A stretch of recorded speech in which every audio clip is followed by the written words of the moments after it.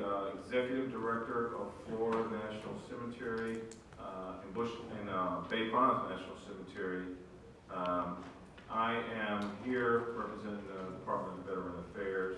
My name is JohnWayne. I'm the head procurement specialist, and I run our training, mentorship, and coaching system, coaching staff. And I work with veterans and women and minorities in helping them win government contracts and just do better business in general. Glad to be here. Good morning, my name is Anthony Barber. I'm a manager at USAA.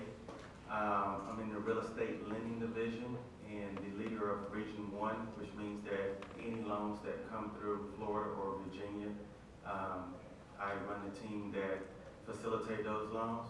Good morning, I'm Carol Miner. I am the manager of entrepreneurial services for Hillsborough County, as well as the center director for the SBDC, also in Hillsborough County.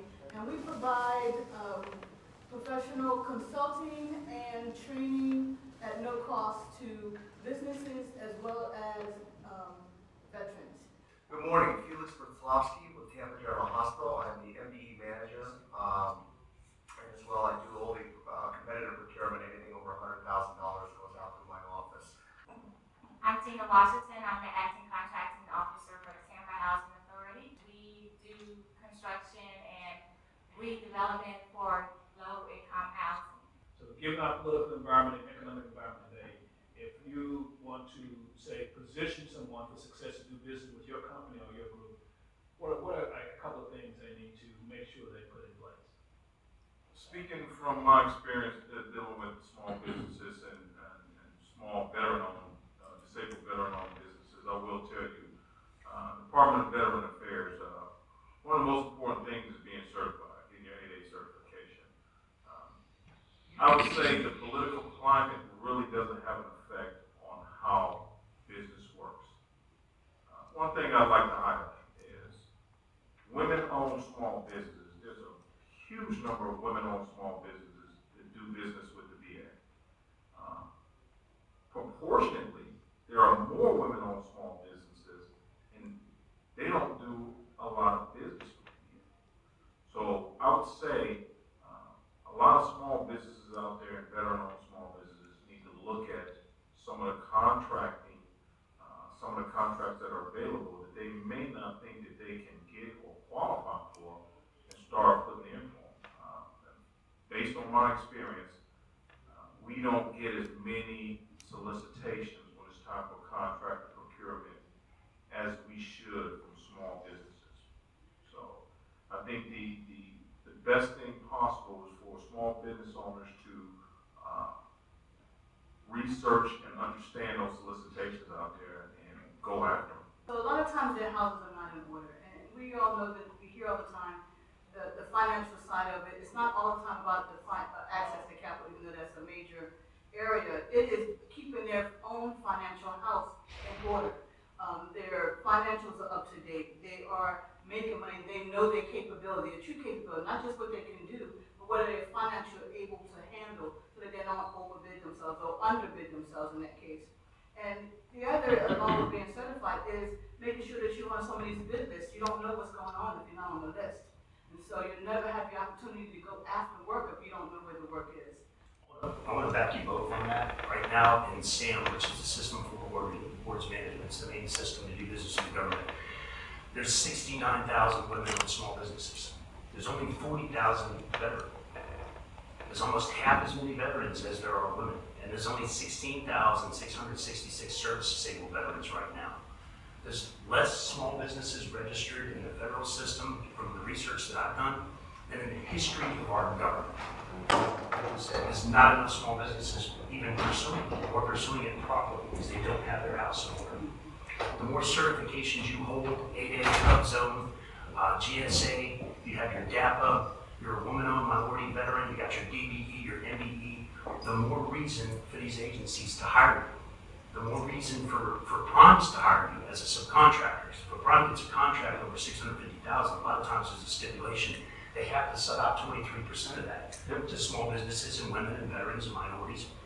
And it's the lack of knowledge that they don't know these programs exist or how to use them, or when they do, their house is not in order. piggyback off of my peer group so eloquently put it. From that standpoint, I think one thing that we also need to focus on is educating young business owners or educating minority businesses or individuals that's just getting into business what business actually is or what it consists of. You got a lot of individuals that's getting into business don't know the environment, don't know the market, don't know the product. The only thing that they're focused on is getting a license, getting bonded, getting certifications, buying the equipment to make the business run, getting the office to make the business run, and then once the business comes to fruition and opens the doors to start making money, they forget to bring about the thing that's the most important, the consumer. They never focus on marketing or the consumer. And it doesn't matter what type of business you own. You open up a doctor's office, you open up a car lot, you open up a beauty salon, you open up a general contracting business. You can have all these things in place, but if you don't have people who understand what your business does and why they should work with your business, within the first 2 years when most businesses fold, your business will fold as well. So for us to develop some type of program that can educate individuals what business actually is would be a key, and especially what customer service is. There's a lack in customer service on the way you actually do and facilitate business with individuals that will make them want to come back to you and do business with you again. It's just proper business etiquette. And I think just doing a good job is enough. And it's not. So the biggest thing is for these businesses to know, for the small business, minority veteran businesses, to know the customer, to know whether they are centralized procurement or decentralized. And what that means is whether you have one office that's doing all the buying or you have separate departments that do individualized buying. And also, because they're small, they can outperform and outmaneuver some of the big companies. They're small, they're nimble, they don't have that large overhead, so they can bring value to their customer. And that's the biggest thing is when you have a lot of competition and not much room on price, it's value add for the customer. Let's get real. A small business who's very capable, what would you say that probably most one or two important things, and at least from a small business standpoint, who don't have a large shop, who has the capability to produce for you, how can they get in the door? Knowledge. If I had to say, I'd say the two most important that I've seen in my experience is the access to human capital and access to financial capital. And the reason I say human capital first, and probably the most important, is I have seen instances where contracts have been awarded and that small business was not able from day one to mobilize and provide the numbers needed to begin the contract correctly. So the way procurement works within the VA is when you mobilize or when you start the contract, you get a certain portion of the contract, whether it's a $2 million contract or a $200,000 contract. So you get a certain portion to mobilize. But when they give you that portion of that contract, say they give you 20% of that contract, you're expected to get a certain amount of that work done in a certain amount of time. If you don't mobilize and come into that contract with the people on the ground ready to get things done, whoever's evaluating you, whoever your contracting officer representative is going to see that. And the first thing I would do in that situation is issue you a cure notice saying you're here, but you don't have the people here to get the work done. And that's the first step to getting that contract relinquished from you is issuing a cure notice. So access to personnel is number one. Access to financial capital. This is probably one of the most important things for a small business. I couldn't tell you what the solution is though, because you need the capital. It depends on what kind of contract. If you got a procurement contract where you got to get materials or end items in place by a certain amount of time, you have to have the capital on hand because the government is not going to give you the payment for that contract until you execute. You have to execute a certain portion of that contract before you receive any money. So when when small businesses are soliciting for these contracts, they have to understand that you have to come into this contract with the capital to at least get you started. So I think those are the two most important from my perspective. Anyone else? I'll go ahead and comment. I think human capital is probably by far most important because it's customer service. So it's not only getting that relationship, but it's retaining that relationship. It's that knowledge base, the representation, and that's what will get any company in the door as well as keep them there. From a financial capital standpoint, I think it's very, very important. There are, however, a lot of resources that can assist. So once you have a contract in hand, it's possible even with nothing at that point to acquire financial capital. There's assistance companies, the BBIC, HBIF. There are factoring companies. A lot of banks do small business loans. And then as well, something to keep in mind is that a lot of the agencies and companies, they can adjust payment terms. They won't always do it, but if you ask us to adjust payment term, I will go ahead and adjust the payment term. So our payment terms are net 45. And occasionally we don't even pay vendors in that time. But I've adjusted them to net 14 and net 10 for small businesses. I think the technology piece is very important because that's what's going to put you above the competition. That's what's going to make the company stand out, and you want to be competitive in today's market. Businesses need to know what they don't know. And how do you know what you don't know? You have to be in a room. You have to understand your business more than just your craft. And that's where I think a lot of people have said. They know their craft and they just take off running with a business. It's more than that. And they need to know what it takes to get going. They need to not be the baker in the bakery. They need to be the one managing the baker in the bakery. And so when they're in the kitchen all the time, they can't see the whole thing, the whole picture. And the financial capital is difficult for a lot of small businesses because, again, their houses are not in order. And so they don't see the value of it. I teach my children that if you're going to play basketball, this master's ball, you play by their rules. So understand the rules of what you're trying to do. What it does it take to get financing from this place or this place because it's different rules. Businesses come to us and they complain that they can't get these loans. Well, when I get their information and get their credit and get with their financials, none of that's in order. It shows that you're not making any money or that you don't know how the financial statement is supposed to be presented. So both of those things are important. Get your business together first. Nobody wants to take the time to do that part first. And then add your capital, your human capital, because when you bring on people, you're responsible for them as well. So if you don't take care of your business, you're laying off folks, but nobody wants to work for you if they're always laid off. So you have to kind of take it all into stride together, one step at a time as you grow your business. And yes, it's difficult because as a business owner, you start off one person doing everything, but when you plan forward, you know when you get to a certain dollar amount, I need another employee. I get to a certain dollar amount, I need more employees. And you grow your business and you grow with other companies just by taking your time and planning out your business. To my peers' points, that education piece is so important. You know within 2 or 3 years if you want to start a business or not. So if you know in 2 or 3 years you want to start a business, why not start thinking about what do I need to be at a 700 credit score to minimize some of those roadblocks that I'm going to face when I go to the bank for investments? Why not start putting my business plan together? Or why not start trying to save or raise capital on my own, to, as my friend so eloquently put it, when you go to these meetings, you have some instance of financial capital to bring to the board instead of just coming there with nothing, okay? So since we keep financial capital out of the way, I want to go to, my two would be technology and human resource capital, okay? With human resource capital, you need strong leadership guiding that human resource capital. And with human resource capital, if you have a leader that has the ability to help that individual that's working for them identify what their big red boat in life is.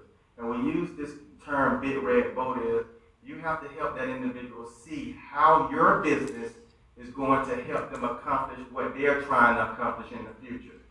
If you can help them, lead them to help them understand how this business is going to help them, then they will walk the ends of the earth to help your business get off the ground.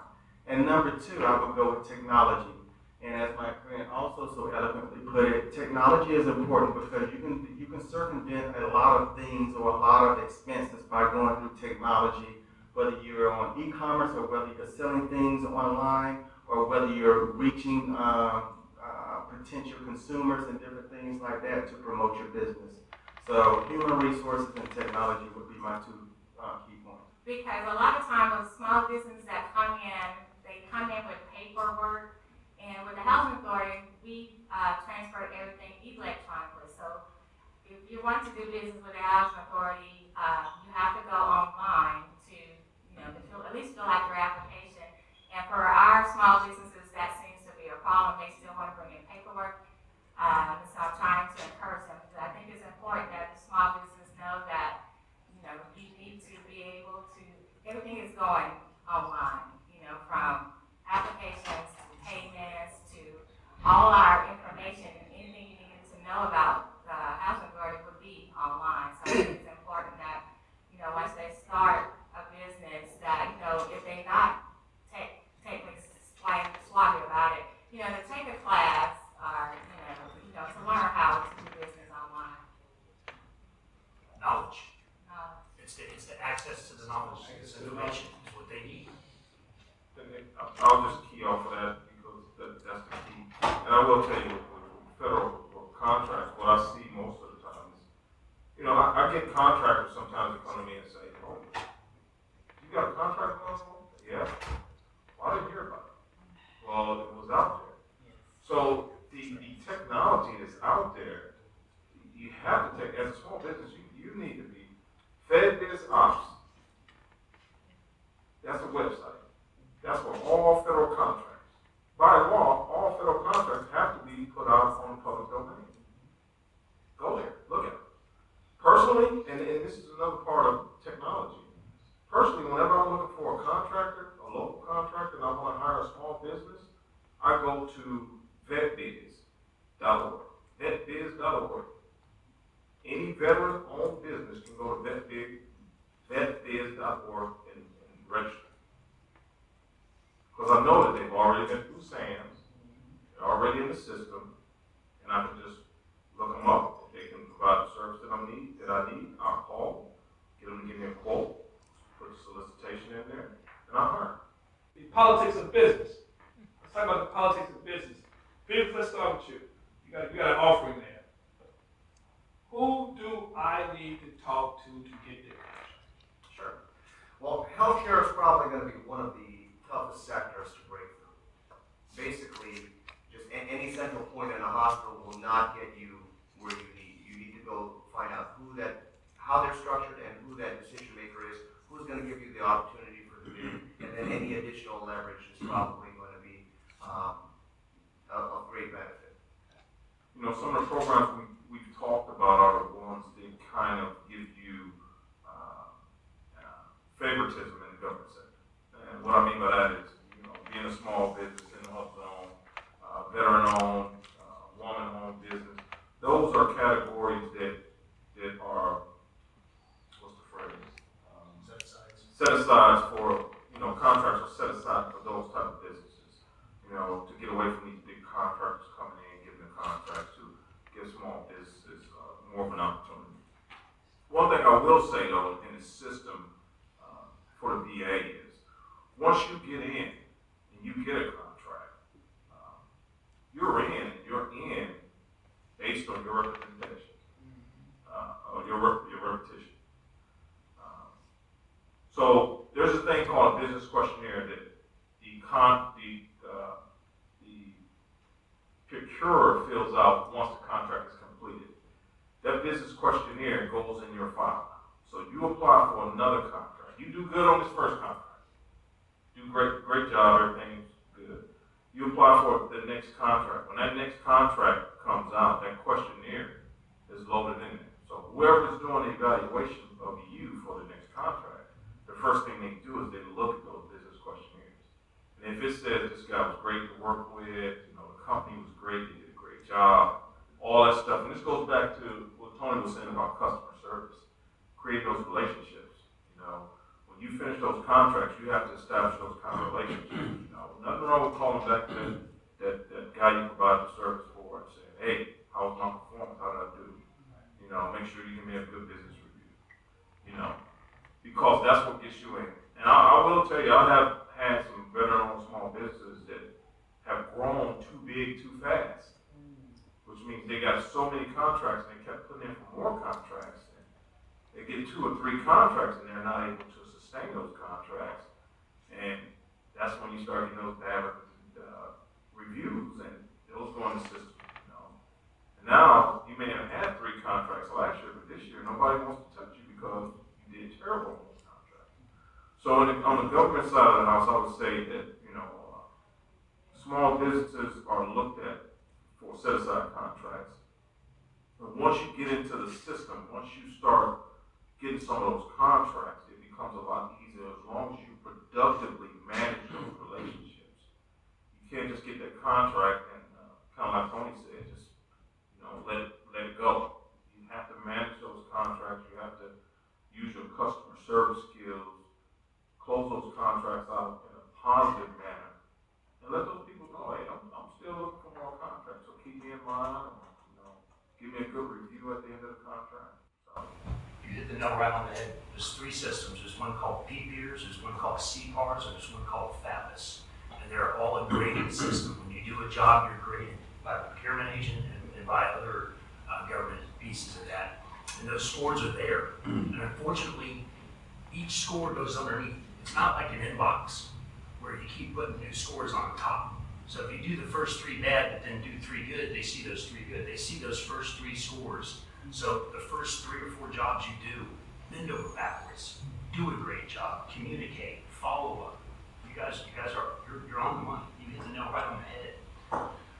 To be successful with the government, my suggestion is attack it from every angle. Do subcontract work. It counts as past performance. If you don't have past performance as a crime, you got to get past performance. If it's like when you were in high school and you wanted to get a job, no one wanted to hire you because you've got no experience. But someone gave you a shot. Go after procurement agents. You're going to talk to 99 of them that can't help you, but you find one that can help you. It only takes one opportunity to change your life. And everybody knows this. Some of you got that opportunity one day and you did a good job and you got a good score and you ran with it and it snowballed. You hit the nail right on the head. Nailed it. I will say, my job that I do, I'm a cemetery director, but I touch a lot of what's going on in the VA. I will tell you, I was talking to Preston about this. I have guys that do the same job that I do that stop doing the job. They resign to go into contracting because they saw the potential. Hey, I'm 30% disabled, I'm a veteran. I'm working this job, making this amount, and I see this contractor coming in here, and he just got like a $4.2 million contract. I'm in the wrong line of business. Honestly, and I got a lot of friends that are now on the contractor side of the house.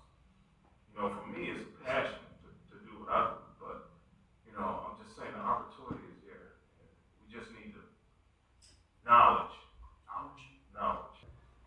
Just to give you a little bit of information on what I do know about the industry, I have a client over in West Palm Beach. His name is Mr. John Smith, where I've done some auditing and tax work for his company, who is actually a GC and going bids for property and different things like that. Multi-millionaire, very successful.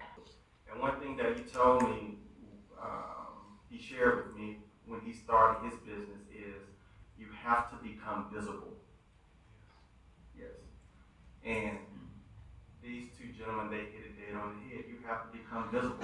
When you first get into the industry, you might have to go to a property and, haul trash away for free or pennies on the dollar. You might have to keep knocking on doors and going to different bonding sessions to try to get that license. You might have to donate to a campaign on somebody who's running for office that's in that field that gives those bonds and different things like that. But if you don't become visible and if you don't enter into their world, how can they see you and trust you to give you a contract?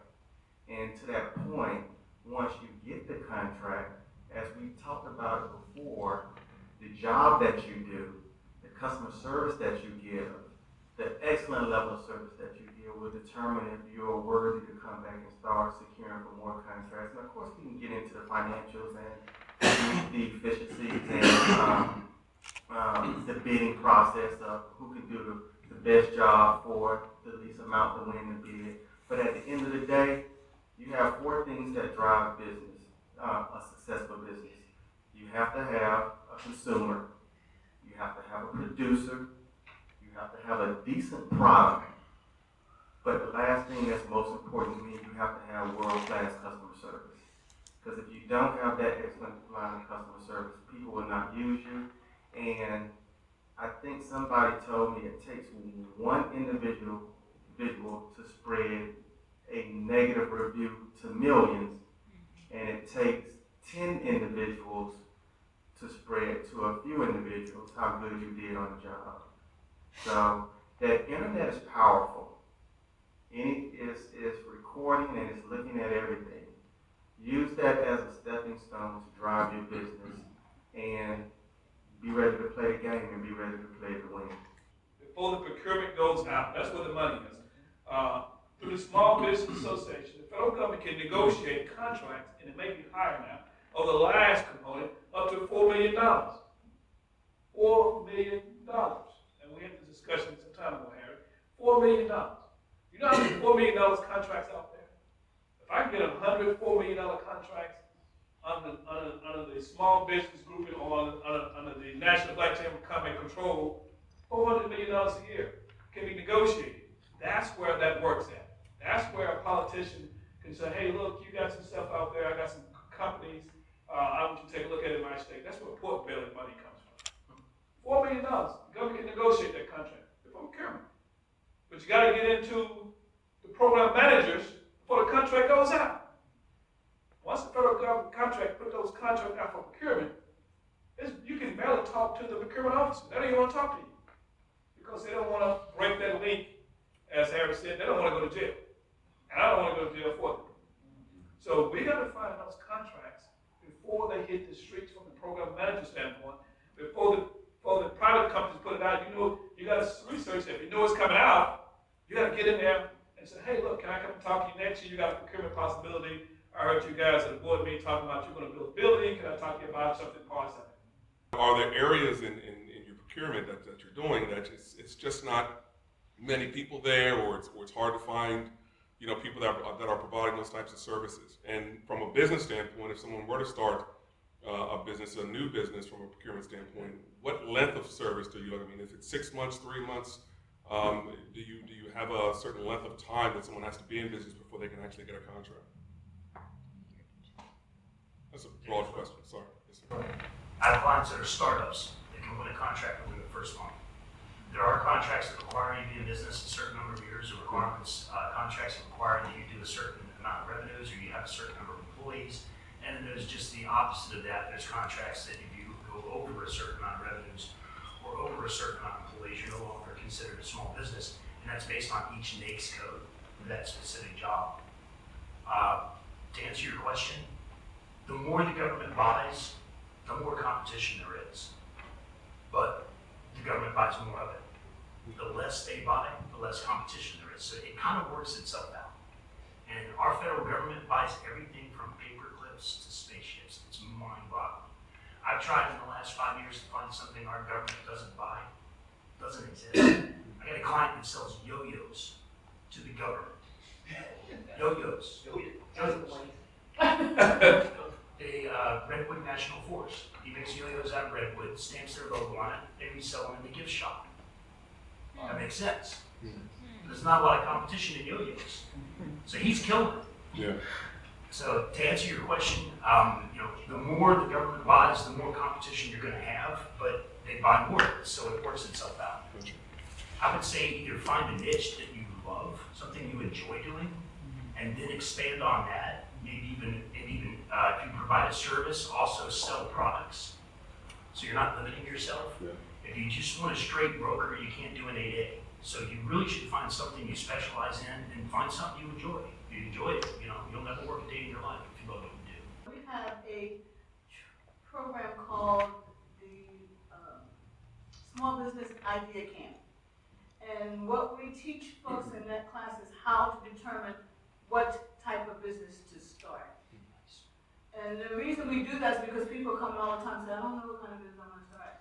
And so there's a process. And you've identified, one of the first thing you said is you have to have a need. We call it a problem, whether it's entertainment or whether it's shoestrings. It's all of it's a problem. It's something somebody needs.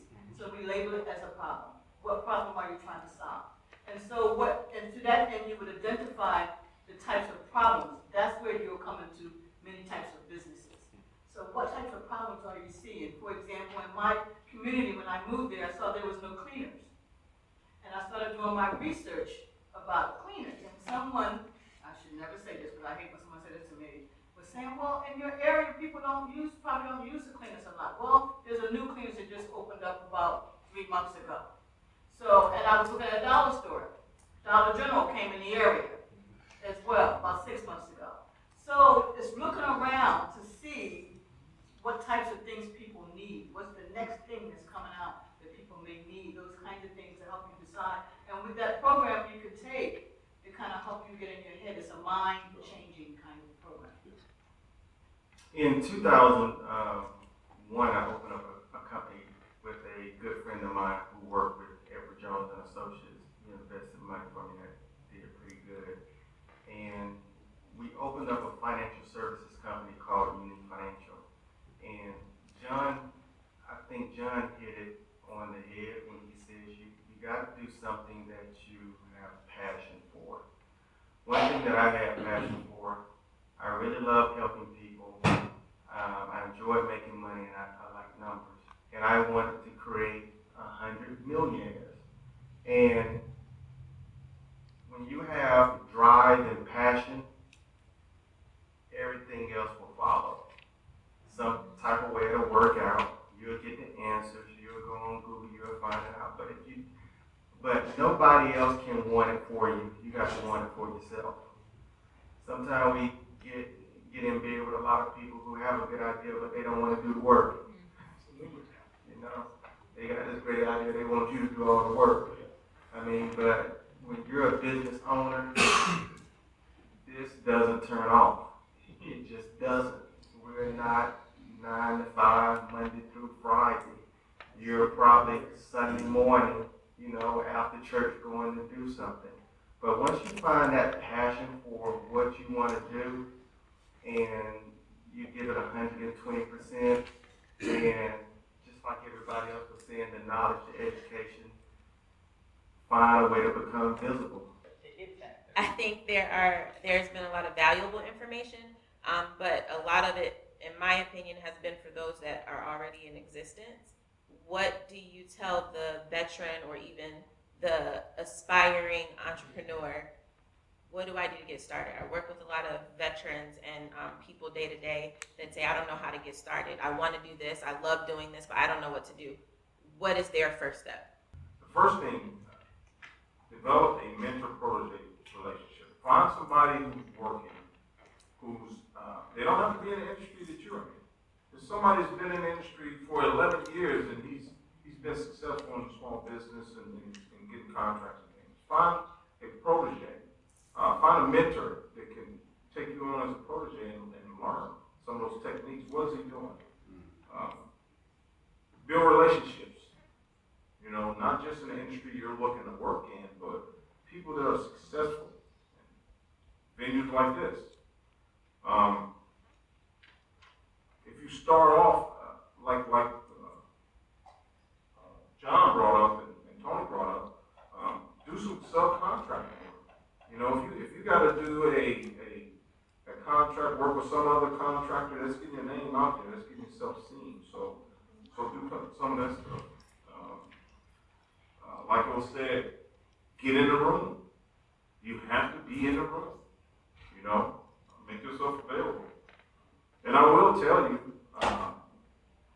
talk about protesting contracts. When you get that opportunity, there's a contract you think that was awarded unfairly. I tell you, I've seen guys protest 7 contracts in a row and get the next 4. So, you know, that's what it takes. Always get that debrief. The one last thing, Always. there's one last thing I would say for small business owners or somebody looking to start a small business. And this is probably, to me, one of the most important things. When you become a business owner or you starting your own business, stay out of the weeds. Our problem with business owners is we start getting into the weeds and we're trying to do what we should have our supervisors doing. We get entangled in the stuff down here when we need to be up here. You need to be up here building those relationships up here and not down in the weeds trying to figure out why Bob didn't come to work today. So those are the key factors. And have a good attorney. That's always. So make sure that you sit in front of someone like a counselor and have it. I call it a pillar of 5 actually, and someone already said an attorney. You need an attorney, you want to talk to somebody who's in the marketing. You don't have to know the stuff yourself. You need to know where to get it. So get these people in your corner. Insurance, you need to know what that stuff is going to cost. Suppliers, everything you need to know, get to know those people. And the way is to be in the room. So go to chamber meetings. You don't have to join a chamber to attend meetings. Get to know people. So, because joining chambers should be personal. You should find the right chamber for yourself. But visit people and find out where those folks are and build relationships. Take my class on starting up the idea camp so that you learn how to think like an entrepreneur and then build your business plan from there and build your business. The other thing is know your customer, know their needs, their wants, and how you can add value, and know your competitors. I actually have quite a bit of veterans coming out of the service, and they started medical supply companies. What they didn't do is they didn't do the research, and they didn't do any research about their competitors. So they're basically starting companies that distribute products for those big companies that we already buy from directly. They're adding another cost onto that chain. So again, it's all about value add. How can you differentiate yourself from your competitor? How can you provide value for the customer? Also, as we transition into becoming a business owner from being a salary employee, don't be a business owner trying to act like an employee. Okay, it's a difference. Some things that help me out. These are 3 books that I'm probably passionate about. You can get this book called The Laws of Success by Napoleon Hill, 16 Lessons. You can also get a quick read called The 5 Dysfunctions of a Team, and this other book that I've mentored individuals out of called The 21 Irrefutable Laws of Leadership by John C. Maxwell. When you become a business owner, just like I said, you got to have that passion, but you also got to learn how to be a leader. You're not just, when you're charged the ability to lead people, that's a great responsibility and a great honor. And you're not just facilitating that individual's financial security, you're also facilitating the financial security of their families.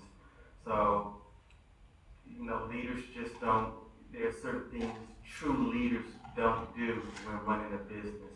And there's things that we should be doing and looking forward to make sure the business is successful, because it's not the success of the business, it's actually the success of the people that's working to help drive your business. Okay, let's give our